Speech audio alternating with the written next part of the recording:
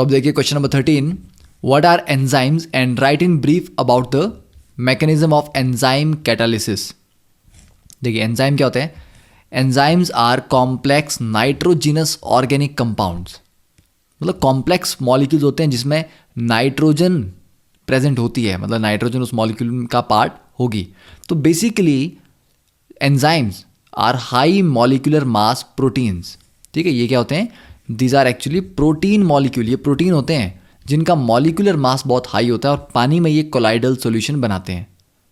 ठीक है, तो एंजाइम कौन प्रोड्यूस करता है? लिविंग प्लांट्स और एनिमल्स एंजाइम प्रोड्यूस करते हैं, और हमारी बॉडी में या प्लांट्स में बहुत सारे रिएक्शन जो हैं वो एंजाइम्स की वजह से होते हैं।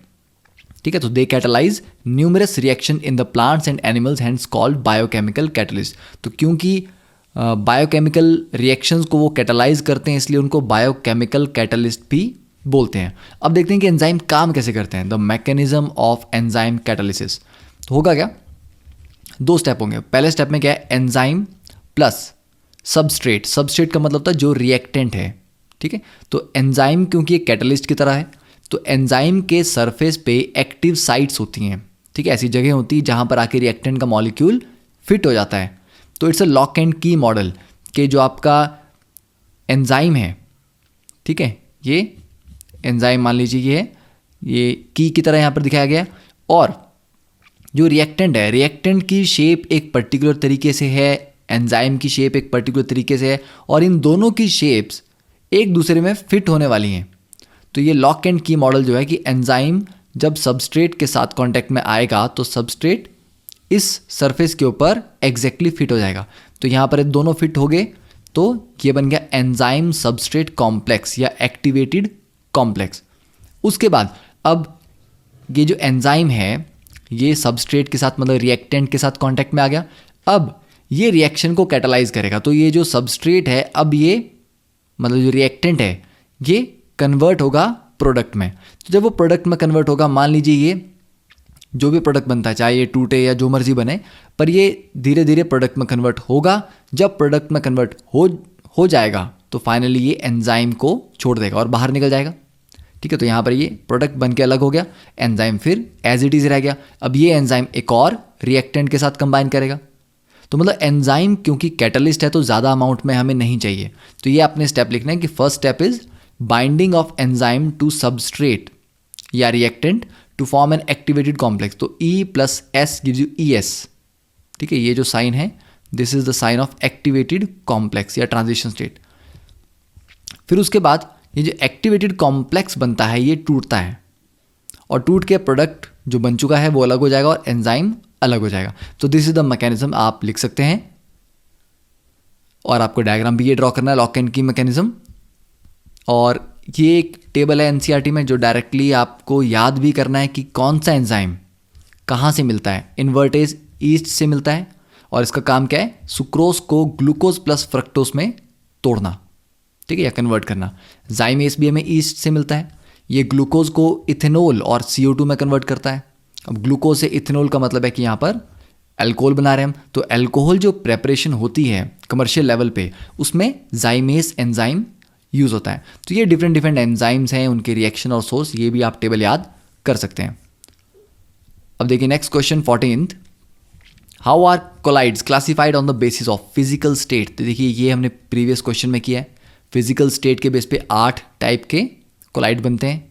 ठीक है, डायरेक्टली आपको टेबल एनसीईआरटी से मैंने दिखाया था वो आपको याद करना है। Second is nature of dispersion medium, के डिस्पर्जन मीडियम को अलग अलग आप अगर लेते हैं मीडियम तो उनमें किस लेवल पे इसको कैटेगराइज किस तरह से कैटेगराइज किया जाता है। तो देखिए सेकंड क्या है, हम यहाँ पर आंसर देख रहे हैं। अगर डिस्पर्जन मीडियम हमारा मान लीजिए एल्कोहल है, ठीक है, अलग अलग डिस्पर्जन मीडियम में, क्योंकि आपने देखा होगा कि कुछ क्या थे, जेल थे, कहीं हमने लिखा था हाइड्रोसोल, एरोसोल, इस तरह से। ठीक है, तो डिस्पर्जन मीडियम और उसमें जो नाम होगा,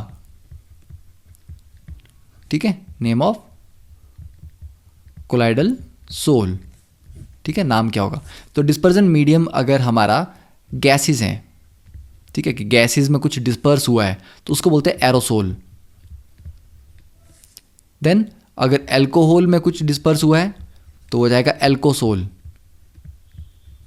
अगर वाटर में कुछ डिस्पर्स हुआ है तो हो जाएगा एक्वासोल और हाइड्रोसोल। ठीक है, वैसे ही और कोई बेंजीन सॉल्वेंट हम ले लेते हैं तो बेंजोसोल।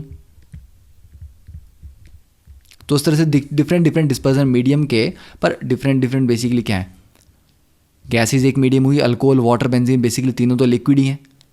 ठीक है, तो ये आप याद रख सकते हैं कि गैसेज में एरोसोल और बाकी जो सॉल्वेंट है, वाटर है तो फिर वाटर को हाइड्रा बोलते हैं या एक्वा बोलते हैं तो एक्वासोल, हाइड्रोसोल। और थर्ड पार्ट क्वेश्चन का कि इंटरेक्शन बिटवीन डिस्पर्स्ड फेज और डिस्पर्जन मीडियम के बेस पे कैसे क्लासीफाई करते हैं, तो इसके बेस पे आप क्लासीफाई करते हैं लायोफिलिक एंड लायोफोबिक में, जो भी हमने प्रीवियस क्वेश्चन में कंप्लीटली डिस्कस किए हुए हैं। ठीक है, तो थर्ड पार्ट में आप वो लिख सकते हैं। ठीक है, फिर 15th question, explain what is observed when a beam of light is pass through colloidal soul.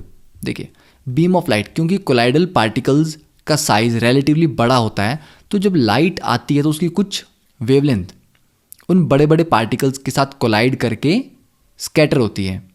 ठीक है, स्कैटर होगी तो चारों तरफ जाएगी। जैसे मान लीजिए कोई लाइट आ रही है और ये देखिए ये लाइट आ रही है, पार्टिकल क्योंकि कोलाइड का बड़ा है उसे स्कैटर करके ये लाइट चारों डायरेक्शन में जाएगी।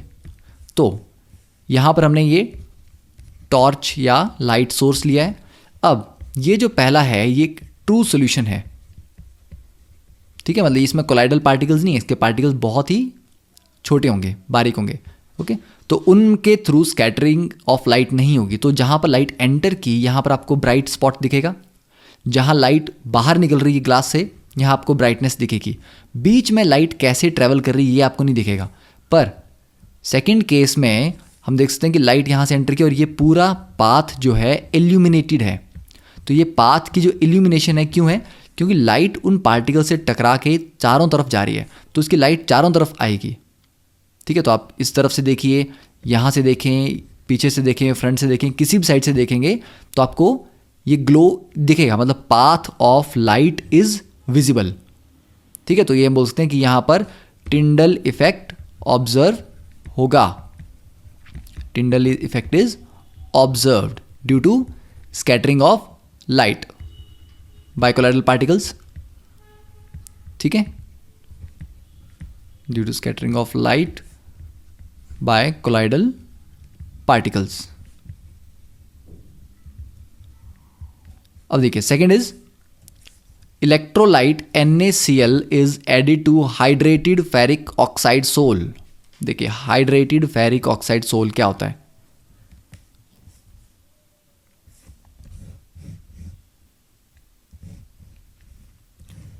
तो सोल का हम एग्जांपल लेते हैं कि उसका कलर थोड़ा, चलिए इस कलर से रिप्रेजेंट करते हैं हम। ठीक है, सॉरी सोल पार्टिकल्स हैं तो ठीक है, तो काफ़ी मैंने बड़ा साइज ड्रॉ किया। सॉल्वेंट को मैं यहाँ शो नहीं कर रहा हूँ, मैं सिर्फ सॉल्यूट को मतलब डिस्पर्स्ड फेज को यहाँ पर मैं रिप्रेजेंट कर रहा हूँ। अब जो हाइड्रेटेड फेरिक ऑक्साइड सोल है ये कैसा होता है, इस पे चार्ज कैसा होता है? Hydrated ferric oxide is a positive sol. ठीक है, ये आपको याद करना है, ये पॉजिटिव सोल होता है। तो इसके ऊपर चार्ज कैसा होगा?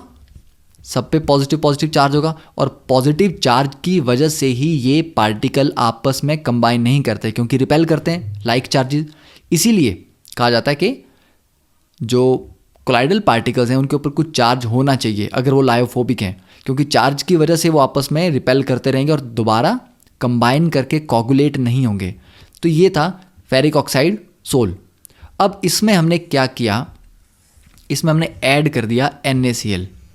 ओके, तो NaCl ऐड करने से क्या होगा, यहाँ पे NaCl डिसोशिएट करता है किसमें? Na पॉजिटिव और Cl नेगेटिव में। ठीक है, तो ये डिसोशिएट कर गया Na पॉजिटिव और Cl नेगेटिव में। अब Na पॉजिटिव तो पॉजिटिव के साथ कंबाइन नहीं करेगा, पर ये जो Cl नेगेटिव थे ये जाके इनके सरफेस से पॉजिटिव पार्टिकल जो है कोलाइडल इन पे एड्जॉर्ब हो जाएगा। तो जिससे क्या हो जाएगा, पॉजिटिव नेगेटिव न्यूट्रलाइज। तो दिस विल, हम बोल सकते हैं कि Cl particles will adsorb on the surface of sol. Okay, तो this neutralises the positive sol particles and then causes coagulation. तो एक बार अगर सारे के सारे पार्टिकल न्यूट्रलाइज हो गए तब तो उनके बीच में रिपल्शन नहीं होगी, अब ये सब न्यूट्रल हो गए। ठीक है, और अब नेगेटिव को भी हम हटा देते हैं क्योंकि वो एड्जॉर्ब हो चुका है इनके सरफेस पे। अब जब न्यूट्रल होंगे तो उनके बीच में अट्रैक्शन से ये कंबाइन करके बड़ा पार्टिकल बनाएंगे और सेटल हो जाएंगे नीचे जाके, तो कोगुलेशन हो जाएगी। तो दैट इज के NaCl डालने से क्या हुआ। Third is electric current pass करेंगे कोलाइडल सॉल्यूशन से तो क्या होता है। तो इलेक्ट्रिक करंट अगर पास करते हैं,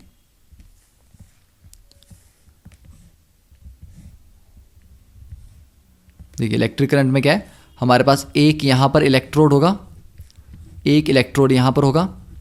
ठीक है, दोनों को हमने किसी बैटरी से कनेक्ट किया है और यहाँ हमारा कोलाइडल सॉल्यूशन है। तो कोलाइडल सॉल्यूशन में कैसे पार्टिकल्स होंगे, पॉजिटिवली चार्ज होंगे। ठीक है, और नेगेटिव चार्ज भी होंगे। नेगेटिव चार्ज सोल नहीं है, अगर सोल पॉजिटिव चार्ज है तो नेगेटिव चार्ज किसी इलेक्ट्रोलाइट की वजह से होगा। मतलब दोनों तरह के पार्टिकल्स होंगे। तो अगर लेफ्ट वाले इलेक्ट्रोड को मान लीजिए ये पॉजिटिवली चार्ज है और ये राइट वाला नेगेटिवली चार्ज है, तो ये जो पॉजिटिवली चार्ज पार्टिकल हैं कोलाइडल सॉल्यूशन में, ये नेगेटिव वाले इलेक्ट्रोड की तरफ भागेंगे, नेगेटिव वाले पॉजिटिव की तरफ भागेंगे। ठीक है, तो क्योंकि सॉल्यूशन में चार्ज पार्टिकल्स हैं, कैटायन एनायन, तो सॉल्यूशन कंडक्ट तो करेगा, तो करंट जब पास करेंगे तो करंट पास होगा। और जब ये पॉजिटिव पार्टिकल नेगेटिव वाले इलेक्ट्रोड पे जाएगा तो पॉजिटिव नेगेटिव मिलकर न्यूट्रलाइज हो जाएंगे, तो वहां पर जाके चिपक जाएंगे।